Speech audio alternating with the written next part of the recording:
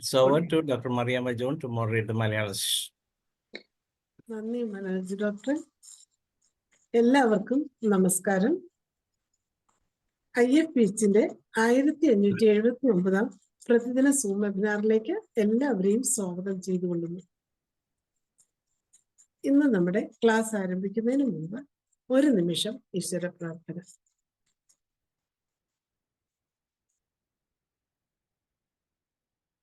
നന്ദി.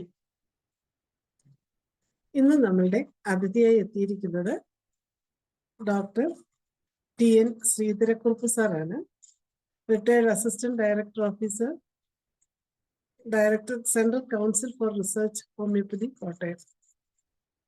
45 വർഷത്തെ ചികിത്സാനുഭവങ്ങളാണ് സാറിനുള്ളത്. ജന്മസിദ്ധ വാസനകൾ ടെമ്പർമെന്റ് 1-ാം ഭാഗം എന്ന വിഷയത്തിലാണ് ഇന്ന് ക്ലാസ് എടുക്കുന്നത്. ഈ ക്ലാസ് എടുക്കുന്നതിന് TN ശ്രീധരക്കുറുപ്പ് സാറിനെ ആദരപൂർവ്വം ഈ പ്ലാറ്റ്ഫോമിലേക്ക് സ്വാഗതം ചെയ്തുകൊള്ളുന്നു. സാറിന് ആരംഭിക്കാം.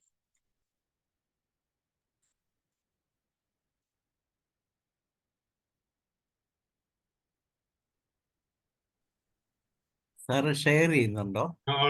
ഉണ്ട്. ശരി ശരി, ചെയ്യാം സാറേ, എല്ലാം ഓക്കെയാണ്. ഓക്കെ.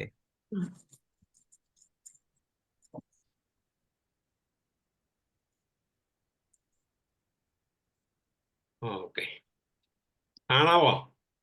കാണാം. ഓക്കെ.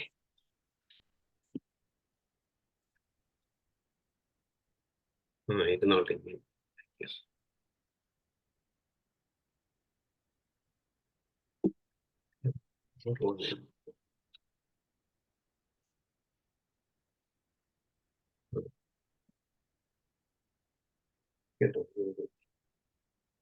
ഓക്കെ, എല്ലാവർക്കും നമസ്കാരം. പ്രത്യേകിച്ച് എൻ്റെ ടീച്ചേഴ്സിനും ഗുരുനാഥ ബെൻവിഷേഴ്സിനും എല്ലാവർക്കും എൻ്റെ നമസ്കാരം.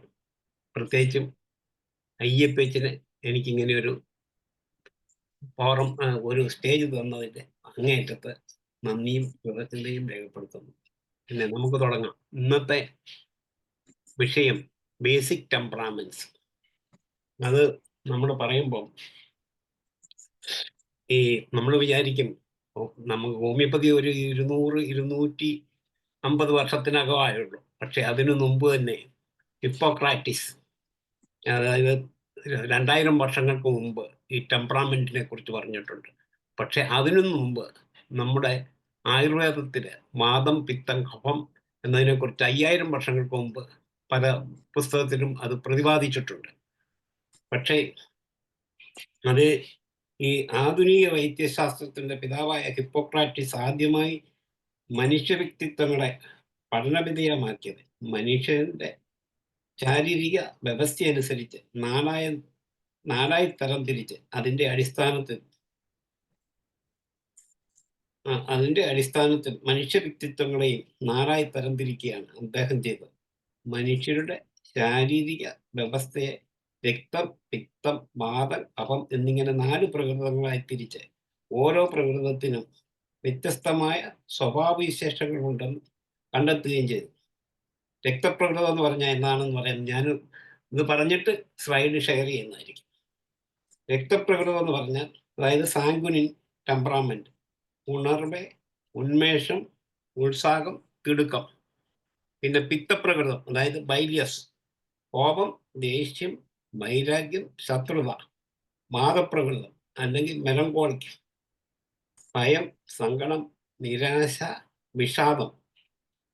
പിന്നെ കഫപ്രകൃതം മന്ദത, ഉദാസീനത, മണ്ടത്തരം, ബലഹീനത, അതെല്ലാം പ്രഗ്മാറ്റിക്. ഇങ്ങനെയാണ് ഹിപ്പോക്രാറ്റിക് തരം തിരിച്ചത്. പക്ഷെ ആയുർവേദത്തില് വാദം, പിത്തം, കഫം ഇങ്ങനെയുള്ള 3 ദോഷങ്ങളെക്കുറിച്ച് പ്രതിപാദിച്ചിട്ടുണ്ട്.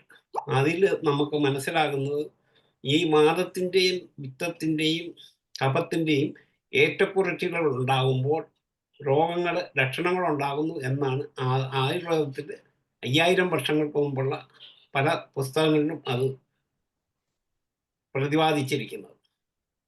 ഇനി നമുക്ക് ഇതിലോട്ട് വരാം. ഹോമിയോപ്പതിയിൽ ഇപ്പം നമ്മൾ ഇതിനു മുമ്പ് പലരും ഇതിനു മുമ്പ്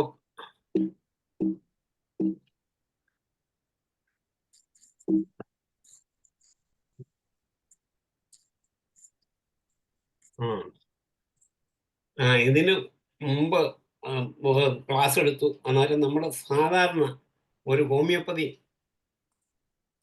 കേസ് എടുക്കുമ്പോൾ, ഒരു മെഡിസിനെ കുറിച്ച് പഠിക്കുമ്പോൾ അതിൻ്റെ അകത്ത് പ്രത്യേകിച്ച് അതിൻ്റെ കോൺസ്റ്റിറ്റ്യൂഷൻ, ശരീരത്തിൻ്റെ മേക്കപ്പ്, അതിൻ്റെ തെർമൽ റിയാക്ഷൻസ്, അതിൻ്റെ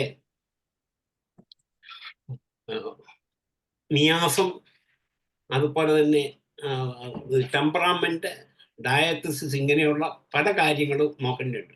അതുപോലെ തന്നെ ഞാനിവിടെ പറയാൻ പോകുന്നത് ഇന്ന് ബേസിക് ടെമ്പറാമെന്റ്സിനെ കുറിച്ചാണ്. അതായത് വളരെയധികം ടെമ്പറാമെന്റ്സ് നമ്മുടെ മെറ്റാമെഡിക്കകത്ത് ഈയിടെ ഞാനതൊരു വളരെയധികം ഡീറ്റെയിൽസ് ആയിട്ട് അതിനെക്കുറിച്ച് ഒരു പഠനം നടത്തിയപ്പോൾ അതിൽ നിന്ന് മനസ്സിലായി ഈ ബേസിക് ടെമ്പറാമെന്റ്സ് അല്ലാതെ വേറെ പല ടെമ്പറാമെന്റ്സും ഉണ്ട്. അത് നമുക്ക് പിന്നീട് ചർച്ച ചെയ്യാം. പക്ഷെ ഇന്ന് ഞാനിവിടെ ചർച്ച ചെയ്യാൻ പോകുന്ന വിഷയം ബേസിക് ടെമ്പറാമെന്റ്സ് 4 എണ്ണമാണ്. സാങ്കുനിൻ, കൊളോറിക്, മെലങ്കോളി, ഫ്ലെഗ്മാറ്റിക്, അങ്ങനെ 4 എണ്ണമാണ്. 4 ഈ ടെമ്പറാമെന്റ്സിനെയാണ് കുറിച്ചാണ് പറയാൻ പോകുന്നത്. അന്നേരം ആദ്യം നമുക്ക് എന്താണ് ഈ സാങ്കുനൈൻ, കൊളറിക്, മെലങ്കോളിക്, ഫ്ലെഗ്മാറ്റിക് എന്നാണ് നമുക്ക് നോക്കാം.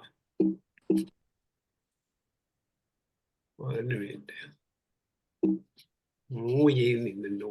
ഒരു മിനിറ്റ്. വന്നു. ഇങ്ങനെ നമ്മൾ 4 ടെമ്പറാമെന്റ്സിനെയാണ് ഇവിടെ പ്രതിപാദിക്കുന്നത്. അതിൻ്റെ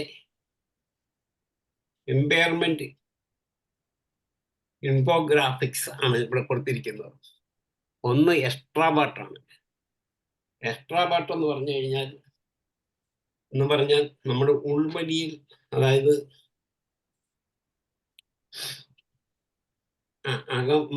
അകം വലിഞ്ഞുള്ള ഇതാണ് എക്സ്ട്രാബാട്ട്. അന്തർമുഖ ആണ്. ബഹിർമുഖത്തെയാണ് എക്സ്ട്രാബാട്ട് എന്ന് പറയുന്നത്.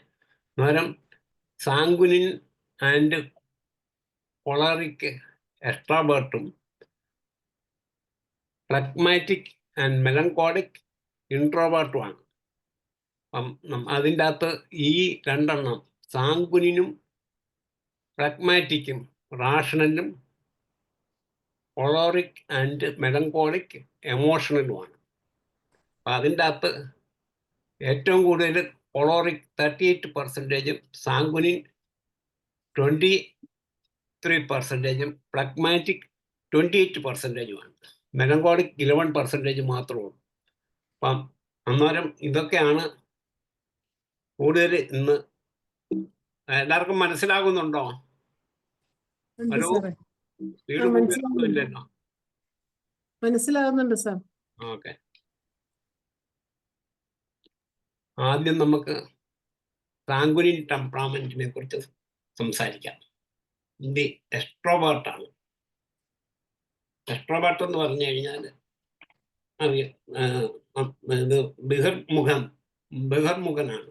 അതായത് എന്ത് കണ്ടാലും അത് വെളിയിലോട്ട് വരികയും ചെയ്യും. അന്തർമുഖനല്ല, നേരെ തിരിച്ചാണ്. ദി ടോക്കർ, ദി ഒപ്റ്റിമിസ്റ്റിക് ആണ്.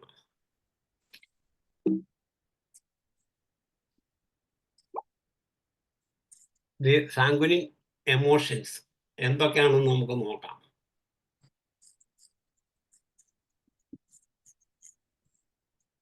അപ്പീലിംഗ് പേഴ്സണാലിറ്റിയാണ്.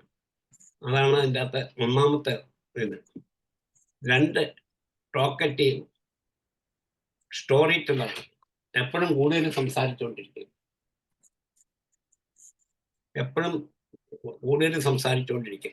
കഥയൊക്കെ ഇങ്ങനെ പറഞ്ഞുകൊണ്ടിരിക്കും. ചോദിച്ചില്ലെങ്കിൽ ഇങ്ങോട്ട് പറയും എല്ലാ കാര്യങ്ങളും. അതാണ് കൂടുതൽ. പിന്നെ ലൈഫ് ഓഫ് ദി പാർട്ടി മൂന്നാമത്തെ. അടുത്തത് ഗുഡ് സെൻസ് ഓഫ് ഹ്യൂമർ, എപ്പോഴും തമാശകളൊക്കെ പറയും. ചിലപ്പം കളിയാക്കുന്നൊക്കെ ഇരിക്കും. എപ്പോഴും വളരെ ജോയി ആയിട്ടിരിക്കുന്ന ഒരു പ്രകൃതമാണ്. അതായത് സാങ്കുനിൻ ടെമ്പറാമെന്റ്.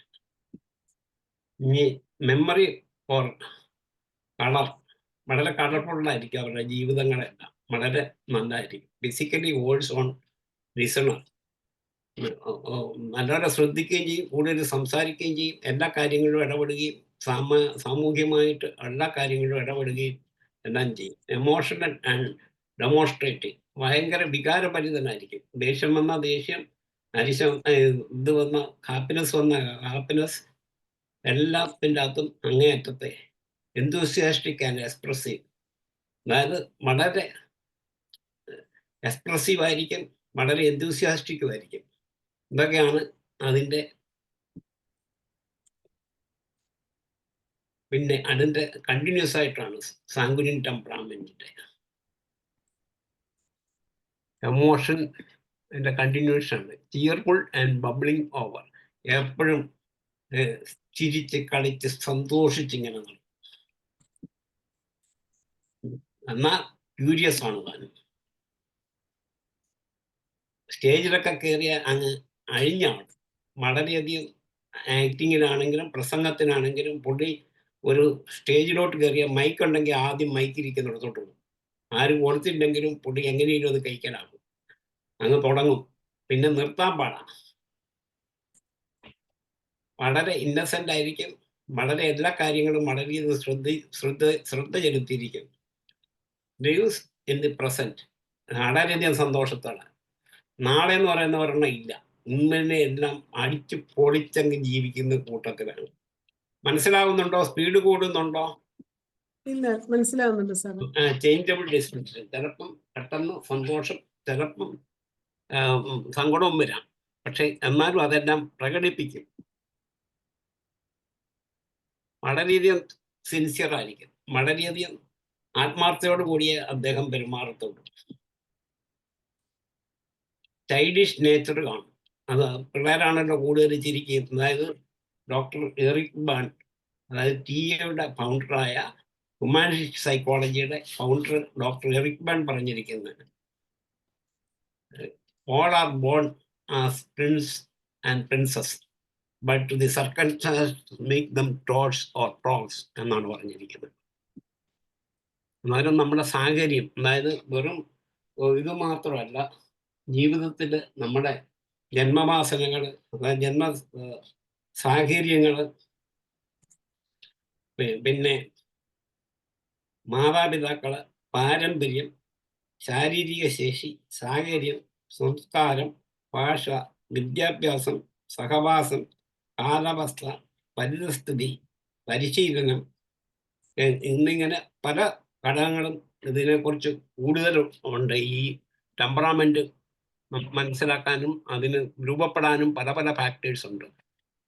അതിൻ്റെ എല്ലാം സാഹചര്യങ്ങളാണ്. അത് ജന്മന തന്നെ നമുക്കൊരു ശരീരത്തിനും മനസ്സിനും എല്ലാം ഒരു പ്രത്യേക ശാരീരിക മാനസിക വൈകാരിക നിലകളെല്ലാം നമുക്ക് സംജാതമാകും. അത് പല ഫാക്ടറിനെ അനുസരിച്ചിരിക്കും.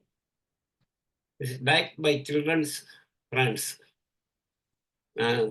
ആൾക്കാരെയും കൂട്ടുകാരെയും എല്ലാം വളരെയധികം എൻജോയ് ചെയ്യുന്ന കൂട്ടത്തിലാണ്.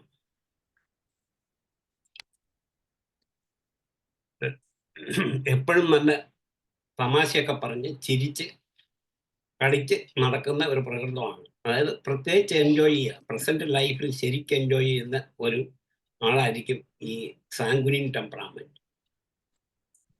ഒരു സാധാരണ ഈ ജോക്കർമാര്, അതായത് സർക്കസ് മാസ്റ്റർമാര്, ഇവരെല്ലാം ഈ ഗണത്തിൽപ്പെടുന്നവരാണ്. ഇതിൻ്റെ അകത്ത് എന്താണ് ഈ സ്ട്രെങ്സ് ഓഫ് ദി സാങ്കുനൻ? എക്സ്ട്രോവേർട്ട് ആയിരിക്കും, ദി ടോക്കറ്റീവ് ഉണ്ടായിരിക്കും, ദി ഒപ്റ്റിമിസ്റ്റിക് ആയിരിക്കും. എന്ത് ചെയ്യണമെന്ന് വിചാരിച്ചാലും അത് ചെയ്തിരിക്കും, അതിന്ന് പുറകോട്ട് മാറി നിൽക്കത്തില്ല. വർക്ക് പ്ലേസിൽ എങ്ങനെയാണെന്ന് നോക്കാം. ജോബിസിലൊക്കെ നമ്മൾ പറയാതെ തന്നെ ഉത്തരവാദിത്തങ്ങൾ ഏറ്റെടുക്കുകയും അത് കറക്റ്റായിട്ട് നിർവഹിക്കുകയും ചെയ്യും. തിങ്സ് അപ്പ് ന്യൂ ആക്ടിവിറ്റി, പുതിയ പുതിയ സംരംഭങ്ങളിലൊക്കെ ഏർപ്പെടും. അതുപോലെ വേറെയുള്ളവരെ സപ്പോർട്ട് ചെയ്യും. Looks great on the surface, അങ്ങനെ ക്രിയേറ്റീവ് ആയിരിക്കും, കളർഫുൾ ആയിരിക്കും, ജീവിതം മുഴുവൻ സന്തോഷമായിരിക്കും. ഒന്നും ഉണ്ടെങ്കിലും കൊള്ളാം, ഇല്ലെങ്കിലും കൊള്ളാം, വളരെ അടിച്ചു പൊളിച്ച് ജീവിക്കുന്ന ഒരു സാഹചര്യമായിരിക്കും. ആസ് എനർജി ആൻഡ് enthusiasm വളരെയധികം ഊർജം ഉണ്ടായിരിക്കും, വളരെയധികം താല്പര്യങ്ങൾ എല്ലാത്തിനും കാണും. സ്റ്റാർട്ട്സ് ഇൻ എ ഫ്രഷി വേ, എല്ലാത്തിനും വളരെയധികം മുൻപന്തിയിൽ. ഇൻസ്പയർ അതേഴ്സ് ടു ജോയിൻ, നമ്മൾ മാത്രമല്ല വേറുള്ളവരെ സഹായിക്കുകയും അവരെ കൂടെ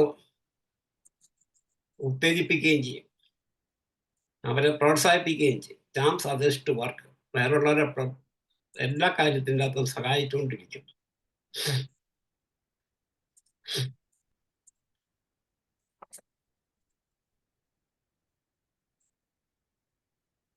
ഒരു ഫ്രണ്ട് ആയിരുന്നെങ്കിൽ എങ്ങനെയൊക്കെ ആയിരിക്കും?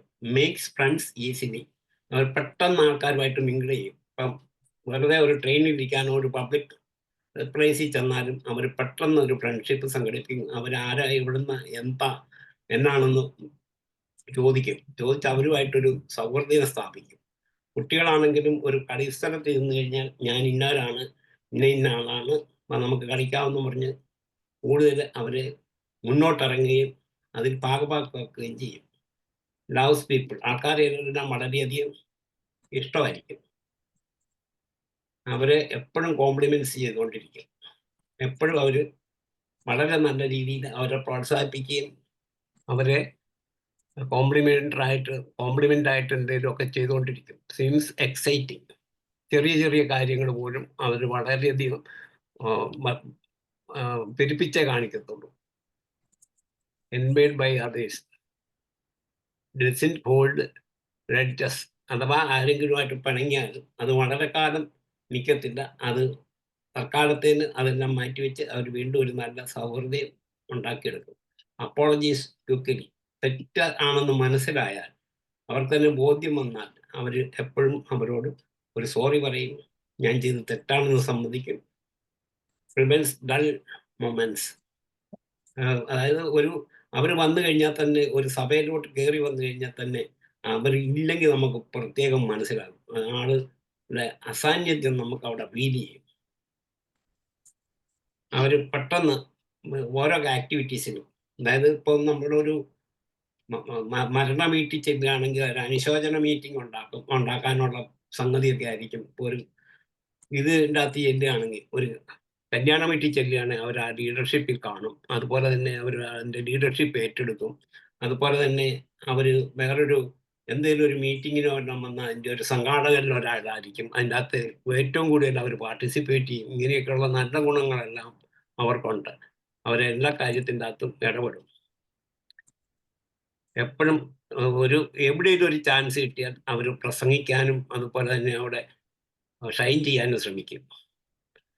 ചെറിയ ചെറിയ കാര്യം പോലും, അതായത് അവരുടെ ഒരു പ്രത്യേകത എന്താണെന്ന് ചോദിച്ചാൽ, അവർക്കൊരു ചെറിയ സാഹചര്യം കിട്ടിയാൽ അതെല്ലാം വലിയ ആഘോഷമായിട്ട് മാറ്റും, സെലിബ്രേഷൻ ആക്കും. പിന്നെ കോണ്ട് റിമെമ്പർ നെയിംസ്, പക്ഷെ ഫോർഗെറ്റീവ്നെസ് അവർക്ക് ഭയങ്കരമാണ്. ചിലപ്പോൾ അവരോട് തന്നെ ചോദിച്ചാൽ അവരുടെ പേര് തന്നെ മറന്നുപോകും. പക്ഷേ അവർ വേറൊരാളുടെ മുമ്പിൽ നല്ലവണ്ണം ഷൈൻ ചെയ്യും. വേറുള്ളവരെ അത്ര അവർ അങ്ങോട്ട് അംഗീകരിക്കത്തില്ല. Too happy for someone, as restless energy, എപ്പോഴും റെസ്റ്റ്ലെസ് ആയിരിക്കും, അസ്വസ്ഥനായിരിക്കും. അവർക്ക് എപ്പോഴും ഒരു ഈഗോയിസ്റ്റിക് ആയിരിക്കും. ഇതൊക്കെയാണ് അവരുടെ പ്രധാനപ്പെട്ട ഈ ഫ്രണ്ട്ഷിപ്പുമായിട്ടുള്ള ആൾക്കാരുമായിട്ട് സംസാരിക്കുമ്പോൾ അതിന് പ്രത്യേകിച്ച് ഒപ്റ്റിമിസ്റ്റിക് ആയിരിക്കും, ടോക്കർ ആയിരിക്കും, പിന്നെ എക്സ്ട്രോവേർട്ട് ആയിരിക്കും.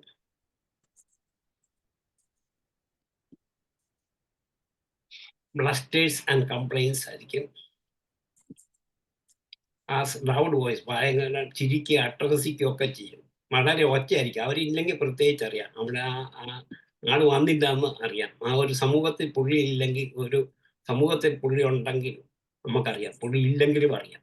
അതുപോലെ പുള്ളി ആ സാഹചര്യത്തിനനുസരിച്ചിട്ട് അവിടെ വളരെ ആഘോഷമാകും. എന്നാൽ പെട്ടെന്ന് ചിലപ്പം അവർക്ക് ചെറിയ ചെറിയ കാര്യത്തിൻ്റെ അത് ദേഷ്യം വരും.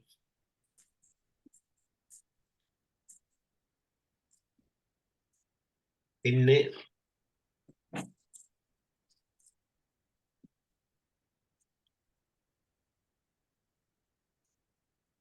അവര് ഈ വീട്ടിലെല്ലാം ഒരുമാതിരി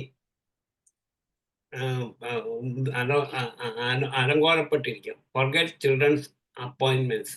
ചിലപ്പോൾ അവർ പിള്ളേരെ തന്നെ ഒരു കാര്യത്തിനകത്ത് ഏർപ്പെട്ടുകയാണ് ഇന്ന് വീട്ടിൽ പോകണം, സമയത്തിന് വീട്ടിൽ ചെല്ലണമെന്നുള്ള കാര്യം തന്നെ അവർ മറന്നു പോകും. അതിൻ്റെ അകത്ത് അങ്ങ് ഫുള്ളി എൻഗേജ് ആയിപ്പോകും. പറഞ്ഞില്ലേ, വീട്ടിൽ വന്നു കഴിഞ്ഞാൽ ഒരുമാതിരി ഒന്നും ഒരു ഇതായിരിക്കത്തില്ല. നമ്മുടെ ആഴ്സനിക്കിൻ്റെ ഒക്കെ നേരെ എതിരായിരിക്കും. എപ്പോഴും ഒരു ഡിസോർഗനൈസ്ഡ് ആയിരിക്കും. എല്ലാം ചിന്നിച്ചെതറി കിടക്കും. ചെരുപ്പൊരു വശേ, പിന്നെ ഡ്രസ് ഒരു വശത്ത്, ഒന്നും ഒരു അടുക്കും ചിട്ടയൊന്നും കാണത്തില്ല. Listen to the whole story. ഒന്നും അവർ എടുത്തിയാട്ടമാണ്. ഒന്നും മുഴുവൻ കേൾക്കുന്നതിന് മുമ്പ് അവരൊരു തീരുമാനത്തിലെത്തും. എനിക്കെല്ലാം അറിയാവുന്നുള്ള രീതിയിൽ തന്നെ അവർ കാര്യങ്ങളിലോട്ട് കടക്കും. എടുത്തിയാട്ടങ്ങൾ കൂടുതലായിരിക്കും. ആള് പറ്റെന്ന് പറഞ്ഞാൽ കയറെടുക്കുന്നു. Would rather talks. കൂടുതൽ സംസാരിക്കാൻ ഇഷ്ടമാണ്. പലതും മറന്നുപോകും. Doesn't follow through. Confidence fails fast. Confidence ഉണ്ടെങ്കിലും കുറച്ച് കഴിയുമ്പോഴത്തേനും പിന്നെ അവരുടെ കോൺഫിഡൻസ് ഒക്കെ ചിലപ്പോൾ നഷ്ടപ്പെടാൻ സാധ്യതയുണ്ട്. അൺഡിസിപ്ലിൻ. ഒരു അടുക്കും ചിട്ടയില്ല, ഒരു ഡിസിപ്ലിനൊന്നുമില്ല. തോന്നുന്ന മാതിരിയുള്ള ജീവിതം. തോന്നുമ്പോൾ എഴുന്നേൽക്കുക, തോന്നുമ്പം കിടക്കുക, തോന്നുമ്പം വരിക, തോന്നുമ്പം പോവുക. ഒരു പ്രയോറിറ്റി ഒക്കെ ഒന്നിനും ഇല്ല. സാഹചര്യത്തിനനുസരിച്ചിട്ട് അങ്ങ് ജീവിച്ചു പോവാം. Decide by feelings. Easily distracted. പെട്ടെന്ന് അവരുടെ ശ്രദ്ധകളൊക്കെ വേസ്റ്റ് ടൈമിങ് ടോക്കിംഗ്. അവർ ചുമ്മാ ഇങ്ങനെ സംസാരിച്ചുകൊണ്ടിരിക്കും. എന്നാ സൊള്ളയൊക്കെ പറയാന്ന് പറയുന്നത് അതുപോലെ പറഞ്ഞുകൊണ്ടിങ്ങനെ ഇരിക്കും.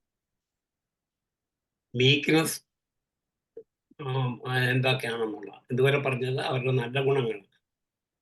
ഒരു ഫ്രണ്ട് ഉണ്ടായത് ഇപ്പോൾ അവർക്ക് അങ്ങനെയുള്ള ഒരു ഫ്രണ്ട് ഉണ്ടെങ്കിൽ അവരിലുണ്ടാകുന്ന വീക്ക്നെസ്സിനെ കുറിച്ചാണ്. Hates to be alone. ഒറ്റയ്ക്കിരിക്കാൻ ഇഷ്ടമില്ല, എപ്പോഴും ഇങ്ങനെ ആരെങ്കിലുമൊക്കെ കൂട്ടത്തിൽ വേണം. അവരൊരു പൊളിറ്റീഷ്യനാണെങ്കിൽ അവരുടെ കൂടെ ഒരു 10 പേരെങ്കിലും കൊടുക്കും. എപ്പോഴും അവർക്ക് ചുറ്റിനും ആൾ വേണം. Needs to be central stage. അവരതിൻ്റെ നടുക്ക് തന്നെ നിൽക്കുള്ളൂ. എപ്പം വന്നാലും അവരുടെ കൂട്ടത്തിൽ കുറേ ആൾക്കാർ കാണും. അവർ അതിൻ്റെ നടുക്ക് തന്നെ എപ്പോഴും കാണും. മനസ്സിലാവുന്നുണ്ടോ? ഒരു ഇച്ചിരി മനസ്സിലാവുന്നുണ്ട് സാർ. ഇച്ചിരി സ്പീഡ് എന്നാൽ ഇതിനോട് കുറയ്ക്കാം.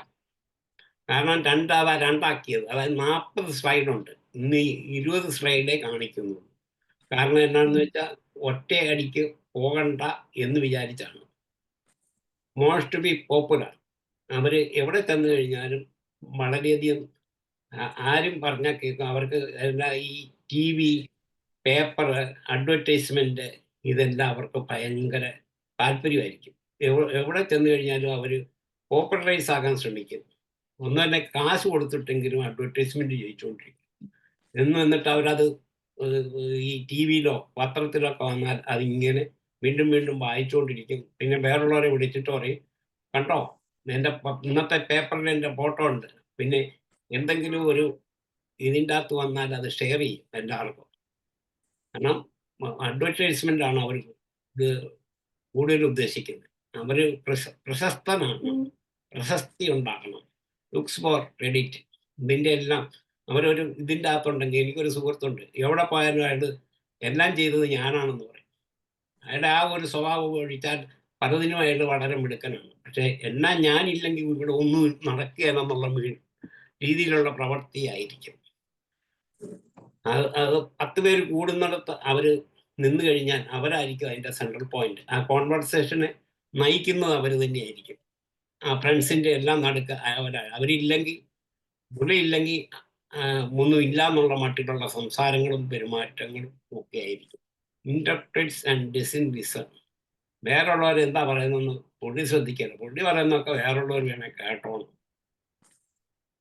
വേറുള്ളവരോട് ചോദിക്കുന്ന ചോദ്യം പോലും പുള്ളി തലക്കെ കയറി അങ്ങ് ഉത്തരം പറഞ്ഞു കളി. പിക്ക് ആൻഡ് ഫോർഗെറ്റ്. ഇതൊക്കെ പറഞ്ഞാലും പുള്ളി അങ്ങ് മറന്നു എന്നാ പറയേണ്ടിയെന്നും. ഈ എല്ലാം പ്രിപ്പയർ ചെയ്ത് കൊണ്ടുവന്നാലും സമയമാകുമ്പം പുള്ളിക്ക് ഒന്നും പറയാൻ പറ്റിയത്. നമുക്ക് പല മരുന്നുകളുണ്ട് അങ്ങനെ ഇതിൻ്റെ അകത്ത്. നമ്മുടെ മെറ്റിയാമിഴയ്ക്ക് മേക്സ് എക്സ്ക്യൂസസ്. ഓരോ കാര്യത്തിനും അവരോരോ എന്നാ ഒരു ഇത് എക്സ്ക്യൂസ് കണ്ടുപിടിച്ചുകൊണ്ടിരിക്കും. അതിനെന്നാ പറയുന്നത്, നമ്മുടെ ഒരു ഭാഷയുണ്ടല്ലോ, മുടന്തൻ ന്യായം കണ്ടുപിടിച്ചുകൊണ്ടിരിക്കും. റിപ്പീറ്റ് സ്റ്റോറീസ്, പറഞ്ഞു തന്നെ ചിലപ്പോൾ അറിയാതെ വീണ്ടും വീണ്ടും പറഞ്ഞതാണെന്ന് തോന്നുകയില്ല. പുള്ളി വിചാരിക്കും ആരും കേട്ട് കഴിഞ്ഞാൽ പിന്നെയും വീണ്ടും പുള്ളി അതിങ്ങനെ പറഞ്ഞുകൊണ്ട് തന്നെ ഇരിക്കും. അത് പ്രത്യേകിച്ചും പുള്ളിയെ കുറിച്ചായിരിക്കും കൂടുതലും പൊക്കിയും പുകഴ്ത്തിയൊക്കെ പറയുന്നത്. എമോഷൻസ്, മോൺ ലീഡർ. ഇനി കൊളോറിക്കിനെ കുറിച്ചാണ് പറയുന്നത്. കൊളോറിക്കിന്റെ നേച്ചർ എന്നാണെന്നുള്ളതാണ്. ഒരു ബോൺ ലീഡർ ആയിരിക്കും, എല്ലായിടത്തും ഒരു നേതാവ് തന്നെയായിരിക്കും. അതായത് നമ്മുടെ പൊളിറ്റീഷ്യൻസിൽ 90% ആൾക്കാരും, അതുപോലെ ഈ രാഷ്ട്രീയം മാത്രമല്ല സാമുദായിക സംഘടനകളിലും നേതൃസ്ഥാനത്ത് നിൽക്കുന്നവർക്കൊക്കെ ഈ കൊളോറിക് ടെമ്പറാമെന്റ് ആണ്. Dynamic and active. അവർ എന്ത് പറഞ്ഞാലും അവർ സമ്മതിക്കില്ല, അവരതിനെ ന്യായീകരിച്ചുകൊണ്ടിരിക്കും. കമ്പൾസീവ് നീഡ് ഫോർ ചേഞ്ച്, ഒരു വ്യത്യസ്തമായിട്ടുള്ള നിലപാടുകൾ ചിലപ്പോൾ അവരെടുക്കുന്നിരിക്കും. നമുക്കറിയാം രാഷ്ട്രീയത്തിനും മതനേതാക്കന്മാരും ഒക്കെ എന്ത് പറഞ്ഞാലും അവർക്കൊരു അഭിപ്രായം ഉണ്ടായിരിക്കും. ശരിയാണോ തെറ്റാണോ എന്നൊന്നും അവർ നോക്കുകയില്ല. Must correct wrongs.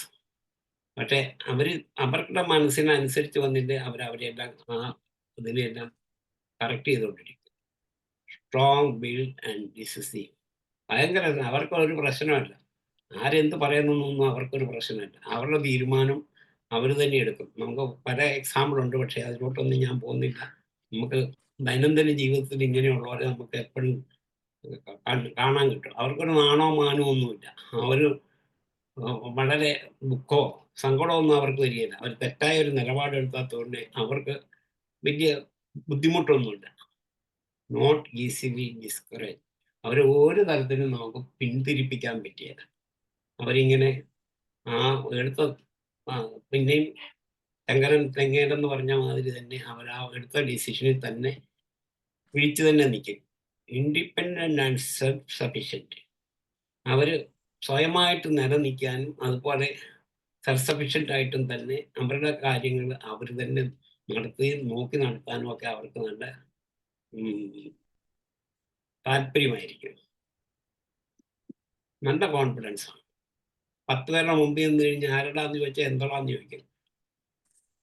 Can run anything. എന്ത് കാര്യങ്ങളും അവർക്ക് ചെയ്യുന്നതിന് ഒരു മടിയില്ല. അവരുടെ നിലനിൽപ്പിന് വേണ്ടി അവർ എന്ത് വേണമെങ്കിലും ചെയ്യും. സ്ട്രെങ്ത് എന്തൊക്കെയാണെന്നുള്ള, കൊളോറിക് ടെമ്പറാമെന്റ് സ്ട്രെങ്ത് എന്തൊക്കെയാണെന്നുള്ള. Exert sound leadership. എങ്ങനെയാണെങ്കിലും ലീഡർഷിപ്പിന് അവരെ ഒരു പ്രസ്ഥാനത്തിൻ്റെ അകത്ത് അവർക്കൊരു ചാൻസ് കിട്ടിയില്ലെങ്കിൽ ഉടനെ തന്നെ അകത്ത് നിന്ന് പോയിട്ട് വേറൊരു പ്രസ്ഥാനം ഉണ്ടാക്കിയിരിക്കുക. അതിൻ്റെ ലീഡർഷിപ്പ് ആയിരിക്കും. ഉദാഹരണത്തിന് ഞങ്ങൾക്ക് ഒരു അസോസിയേഷൻ ഉണ്ടായിരുന്നു. അതിൻ്റെ അകത്ത് ചില ഡിഫറൻസ് വന്നു. അന്നേരം അതിലൊരാൾ നേരത്തെ അതിൻ്റെ സെക്രട്ടറിയും പ്രസിഡന്റും ഒക്കെ ആയിട്ടിരുന്ന ആൾ, അയാൾ ഉടനെ തന്നെ വേറെ ലീഡർഷിപ്പ് കിട്ടിയില്ല എന്ന് കണ്ടപ്പോൾ അയാൾ വേറൊരു അസോസിയേഷൻ അതിൻ്റെ അകത്ത് തന്നെ പലതരം കോളുകളും ഉണ്ടെങ്കിൽ അവരത് നടപ്പിൽ വരുത്തുക തന്നെ ചെയ്യും. പ്രാക്ടിക്കലായിട്ട് എല്ലാവരെയും, വീട്ടുകാരെയും നാട്ടുകാരെയും എല്ലാം അവർ മോട്ടിവേറ്റ് ചെയ്തുകൊണ്ടിരിക്കും. പിന്നെ നോസ് ദി റൈറ്റ് ആൻസർ. എന്ത് ചോദിച്ചാലും അവർക്ക് എല്ലാം ഒരു റെഡി ആയിട്ടൊരു ഉത്തരവുണ്ട്. അവർ ചെയ്യുന്നതിന് ശരിയാണെങ്കിലും തെറ്റാണെങ്കിലും ഒക്കെ അവർ കാണിക്കുന്ന ഓരോ കാര്യത്തിനും അവർക്ക് അതിനൊരു ആൻസർ ഉണ്ട്. അതിനൊരു ന്യായീകരണം കാണും. വീട്ടിലാണെങ്കിലും നാട്ടിലാണെങ്കിലും എന്ത് പ്രസ്ഥാനം നടത്തിയാലും അവരതിൻ്റെ അകത്ത് തന്നെ ഉണ്ടായിരിക്കും. തലയ്ക്ക് തന്നെ നിൽക്കുകയും അതിന് തന്നെ ലീഡ് ചെയ്യുകയും എല്ലാം ചെയ്യും.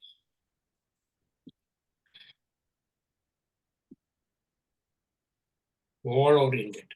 അതായത് അവർ ഒരു കാര്യം തീരുമാനിച്ചാൽ അത് അവർ നടപ്പിൽ വരുത്തും. ആ ഗോള് വീണ്ടും വീണ്ടും അവരതിൻ്റെ ഊണിലും ഉറക്കത്തിലും എന്ന് പറഞ്ഞ മാതിരി അവരെപ്പോഴും അതിൻ്റെ എപ്പോഴും അവരുടെ മനസ്സിൽ അത് സാധിക്കുന്നതും വരെ, ആ ഗോള് സാധിക്കുന്നതും വരെ അവർ വീണ്ടും വീണ്ടും അതിനു വേണ്ടി ശ്രമിക്കുകയും ദിവസവും അതിനു വേണ്ടി പ്രോഗ്രസ് സ്മോൾ ഗോളാക്കിയിട്ട് അവർ ആ ഗോളിൽ റീച്ച് ചെയ്യും. അവർക്ക് ഉള്ളിലൊരു ഭാവനയുണ്ട്, ഇന്ന കൂട്ടായിരിക്കണമെന്ന്. അത് അഥവാ പറ്റിയില്ലെങ്കിൽ അത് അവർ റിവൈ ചെയ്തുകൊണ്ടിരിക്കും. ഓർഗനൈസ്ഡ് ആയിരിക്കും, നല്ലൊരു ഓർഗനൈസർ ആയിരിക്കും. നമുക്കറിയാം, നമുക്ക് ഓരോ സ്ഥലത്ത് ചെല്ലുമ്പോഴും ഓരോരോ പ്ലേസ് ചെല്ലുമ്പോഴും ഓഫീസിലാണെങ്കിലും അതുപോലെ തന്നെ പബ്ലിക് പ്ലേസസിലാണെങ്കിലും വീട്ടിലാണെങ്കിലും നമ്മുടെ ഏതെങ്കിലും ഒരു സമൂഹത്തിൽ ചെന്നാലും അതൊരു നല്ലൊരു ഓർഗനൈസർ ആയിരിക്കും. നമുക്കറിയാം, നമ്മളെ തന്നെ ചില ഇതിൻ്റെ അകത്ത് വന്നു കഴിഞ്ഞാൽ എപ്പോഴും അവർ അതിൻ്റെ അകത്ത് കാണും. തലയ്ക്ക് അത് ഓർഗനൈസ് ചെയ്യാനും സെറ്റപ്പ് ചെയ്യാനും ഒക്കെ അവർ തലയ്ക്ക് തന്നെ സീക്സ് പ്രാക്ടിക്കൽ സൊല്യൂഷൻസ്. എന്നാൽ അത് ഇച്ചിരി തെറ്റിപ്പോയെങ്കിൽ അതിന് ഒരു പ്രത്യേക അതിനൊരു ഉത്തരം കണ്ടെത്താൻ വേണ്ടി പ്രാക്ടിക്കലായിട്ട് അവർ ചിന്തിക്കുകയും വേണ്ടി വന്ന അവരുടെ ആ ഐഡിയാസൊക്കെ മാറ്റുകയും അതിൽ എത്തിച്ചേരാനുള്ള എല്ലാ കാര്യങ്ങളും ചെയ്തിരിക്കും. Moves quickly to action.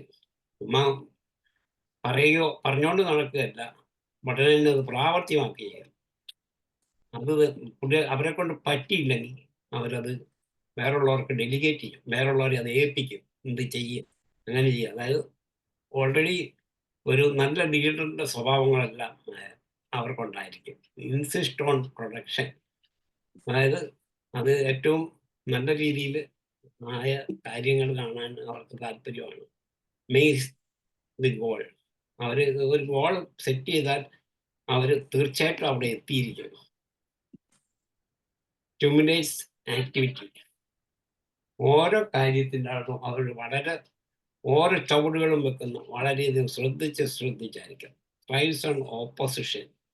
അപ്പം ആരെങ്കിലും അതിനിടയ്ക്ക് കയറി വന്ന് ഒരു എതിരുണ്ടാക്കിയാലും അവരവിടെ നിലനിൽക്കും. ആ പറഞ്ഞ സ്ഥാനത്ത് തന്നെ അവർ നിലനിൽക്കും. മാഡം സ്പീഡ് കൂടുതലുണ്ടോ? ഉണ്ടെങ്കിൽ പറയാം. ഇല്ല, ഇപ്പൊ കുഴപ്പമില്ല. ഞാൻ വീണ്ടും പറഞ്ഞു വരുമ്പോ അങ്ങ് കയറിപ്പോകും. ഒരു തിരിച്ചു വരുമ്പോ അങ്ങ് കയറിപ്പോകും. കൊണ്ടാ ചോദിക്കുന്നത്. ഒരു ഫ്രണ്ട് ആണെങ്കിൽ എങ്ങനെയൊക്കെയാണ് ഈ കൊളോറിക് ഈ ടെമ്പറാമെന്റ് ഉള്ള ആള് വന്നു കഴിഞ്ഞാൽ എങ്ങനെ ഇരിക്കുന്നു? ആ ലിറ്റിൽ നീഡ് ഫോർ ഫ്രണ്ട്സ്. ആരൊന്നും വേണ്ട, എന്നാല് വേണം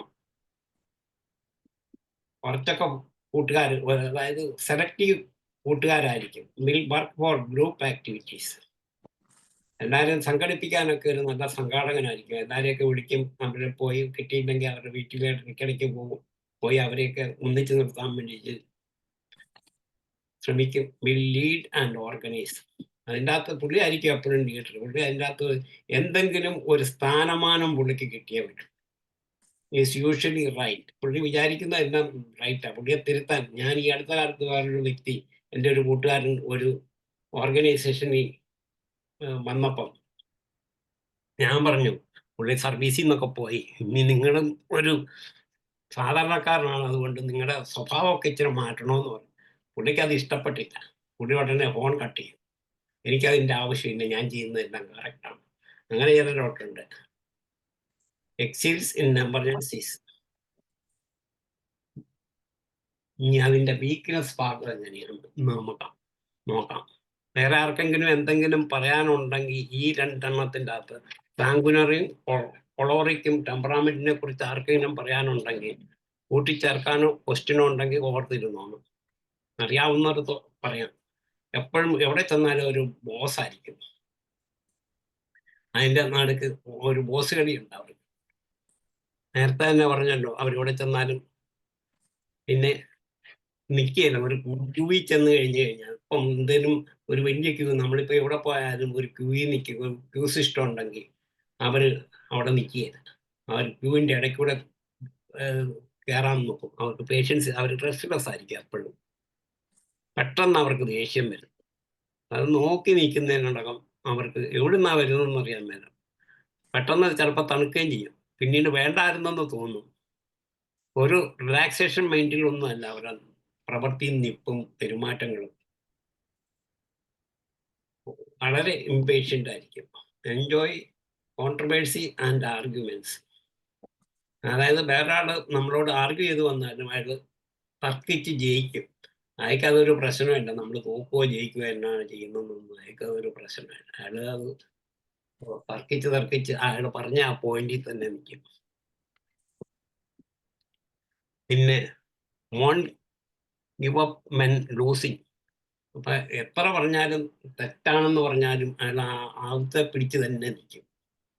ഞാൻ മുമ്പേ ഒരാളുടെ കാര്യം പറഞ്ഞല്ലോ, അവരെ ന്യായീകരിച്ചുകൊണ്ട് തന്നെ ഇരിക്കും. Comes on to strong. അത് പറഞ്ഞ് അവർ പറയും അവരാ ഏറ്റവും മിടുക്കന്മാരെന്നും നല്ലതെന്നും പറഞ്ഞ് സ്ട്രോങ് ആയിട്ട് വാദിച്ചുകൊണ്ടിട്ടുണ്ട്. ഒരിക്കലും അവർ വഴങ്ങിക്കൊടുക്കുകയല്ല. അവർ ശരിയാണേലും തെറ്റാണെങ്കിലും കൊള്ളാം, ആ ഒരു ഭാഗം അവർ ശ്രദ്ധിക്കാറില്ല.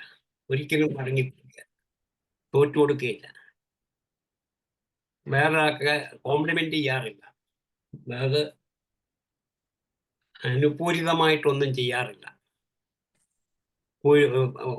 നമ്മൾ പറയുന്ന കോംപ്ലിമെന്ററി റെമഡി എന്നൊക്കെ പറഞ്ഞു, ഓരോരുത്തർക്ക് അനുകൂലമായിട്ടുള്ള കാര്യങ്ങളൊന്നും അധികം ചെയ്യാറില്ല. Dislike tears and emotions.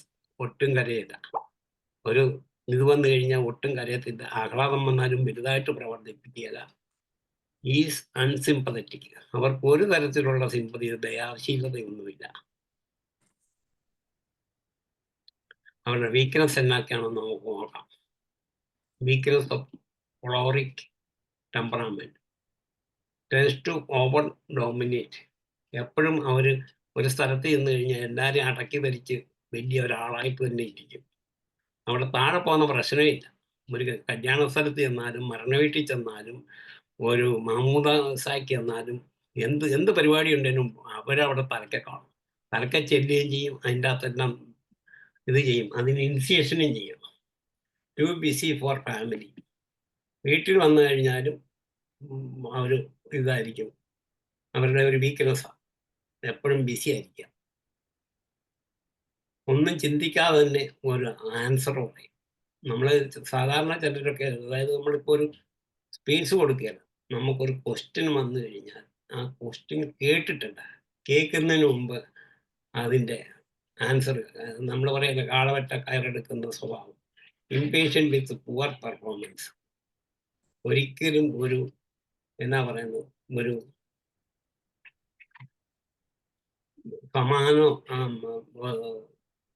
ഒരു സാമാന്യ മര്യാദയോ ഒരു പേഷ്യൻസി ഒന്നുമില്ല.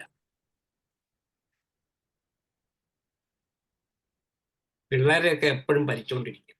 അവരെ ഒന്നും ഒരു സ്വസ്ഥത കൊടുക്കില്ല. അങ്ങനെയുള്ളൊരു വീട്ടിലാണെങ്കിൽ വേറുള്ളവർക്ക് ജീവിക്കാൻ പ്രയാസം. ഇയാളായിരിക്കും അവിടുത്തെ എല്ലാ കാര്യങ്ങളും പ്രശ്നങ്ങൾ സൃഷ്ടിക്കുന്നത്. May send them into depression. ആ വീട്ടിൽ ജീവിക്കുന്ന പലർക്കും ഡിപ്രഷനും വിഷാദരോഗങ്ങളും ഉണ്ടാകാൻ സാധ്യതയുണ്ട്.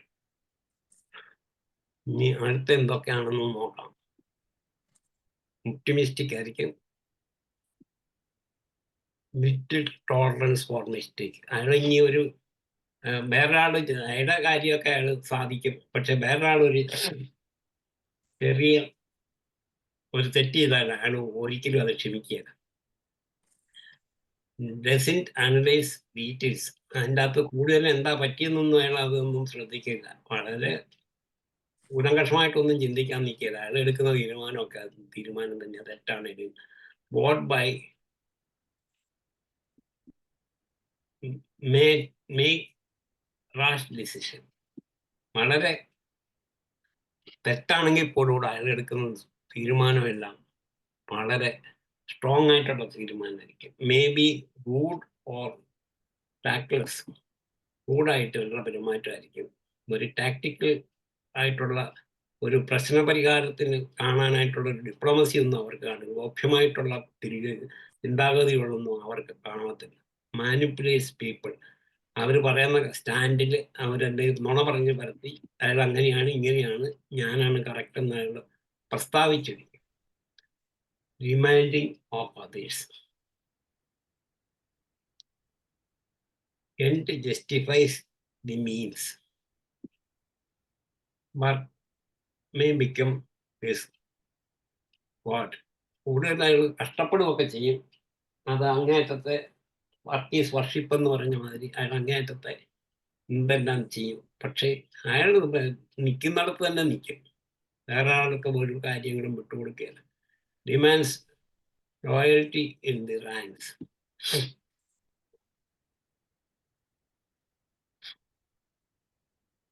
കൂടുതൽ സ്പീഡുണ്ടോ മോഡറേറ്റർ? ഇല്ല, അവസാനം പറഞ്ഞത് സാറ് സ്ലൈഡ് വേഗം അങ്ങ് മാറ്റി കളഞ്ഞു. ഇനി പതിയെ വിടാം. അതായത് ഇത് കഴിഞ്ഞിട്ട് കുറച്ച് എക്സാമ്പിളൂടെ പറയാമെന്ന് വിചാരിച്ച. അതായത് ഇത് തന്നെ എടുക്കുകയാണെങ്കിൽ 40 സ്ലൈഡ് ഉണ്ട്. ഞാൻ 20 ആയിട്ട് അത് പാർട്ട് 1 പാർട്ട് 2 ആക്കി. ഇത് ഒരു കൊളോറിക് ഒരു ഫ്രണ്ട് ആണെങ്കിൽ എങ്ങനെ ഇരിക്കും? Tends to be use people.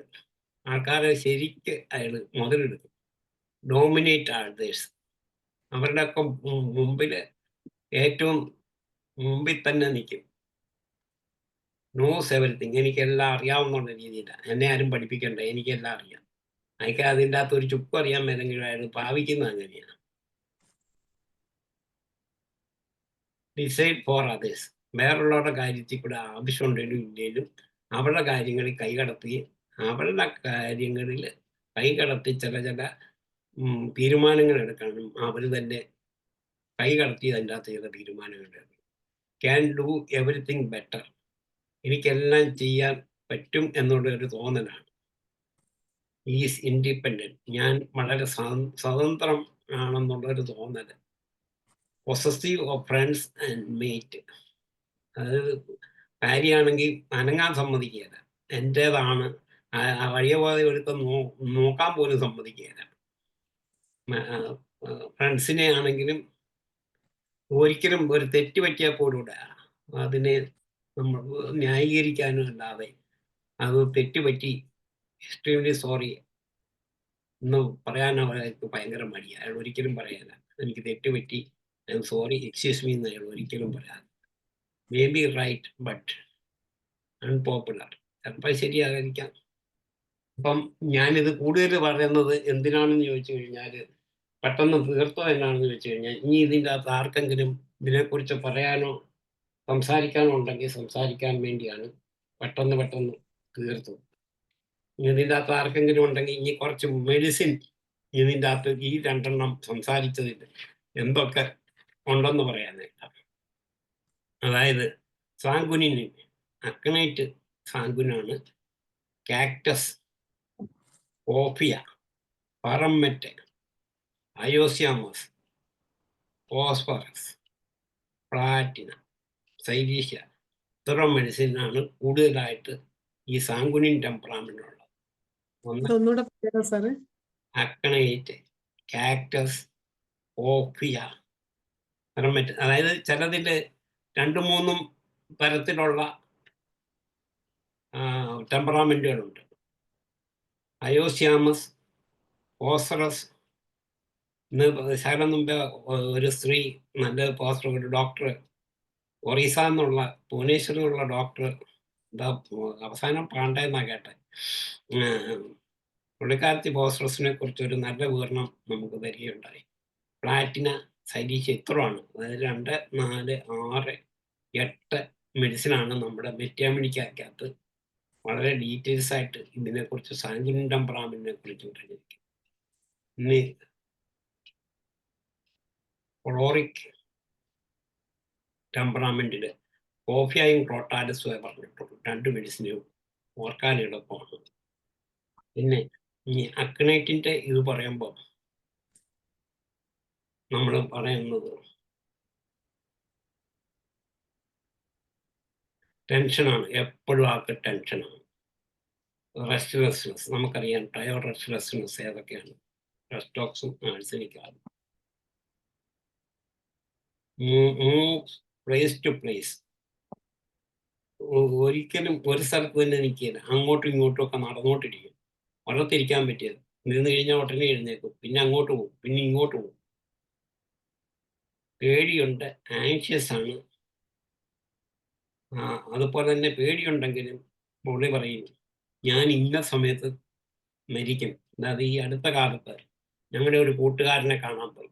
ഞങ്ങളൊക്കെ പഠിച്ചുകൊണ്ടിരിക്കുമ്പം പുള്ളി പഠിക്കുമ്പം തന്നെ ഇവിടെ ഇരിക്കുന്ന ചിലർക്കൊക്കെ അറിയാം, അതുകൊണ്ട് ആ പേരൊന്നും പറയാല്ല. അപ്പം പഠിച്ചുകൊണ്ടിരിക്കുമ്പം തന്നെ പുള്ളി 40-45 വയസ്സുണ്ട്. ഒരു ആത്മീയമായിട്ടുള്ള ചിന്താഗതിയൊക്കെയാണ്. അവസാനം പുള്ളി ഇപ്പം ഏതാണ്ട് 92 വയസ്സ് കഴിഞ്ഞു. അന്നേരം പുള്ളിയെ എല്ലാവരും കാണാൻ പറ്റുന്നപ്പോൾ പുള്ളി പറഞ്ഞു ഇങ്ങോട്ടാരും പോരണ്ട, അത് കഴിഞ്ഞ് പോയി അറിയാതെ അവിടെ ചെന്ന് കഴിഞ്ഞപ്പോൾ പുള്ളി പറയാ, ഞാനെല്ലാം സമയമെല്ലാം റെഡിയാക്കി വെച്ചിരിക്കുക, ഇനി നിങ്ങളൊന്നും ഇങ്ങോട്ട് എന്നെ കാണാൻ വരണ്ട, എല്ലാം ഞാൻ റെഡിയാക്കി വെച്ചിരിക്കുക. ഇത് പറഞ്ഞിട്ട് 2-3 വർഷമായി. ഇതുവരെ പുള്ളിക്ക് കുഴപ്പമൊന്നുമില്ല. പുള്ളി ആരോഗ്യം കുറവഞ്ഞു, പ്രായത്തിൻ്റെതായിട്ടുള്ള ആരോഗ്യക്കുറവുണ്ട്, പക്ഷെ ജീവിച്ചിരിക്കുക. പുള്ളി പറയും, വലിയ താമസിക്കാതെ ഞാൻ 1-2 ദിവസത്തിന് മരിക്കും. പറഞ്ഞിട്ട് 3-4 വർഷമായി. അവരൊരു കുഴപ്പമില്ല, ജീവിച്ചുകൊണ്ടിരിക്കുക. അവരെങ്ങനെയാണ് ടൈം പ്രെഡിക്റ്റ് ചെയ്യും.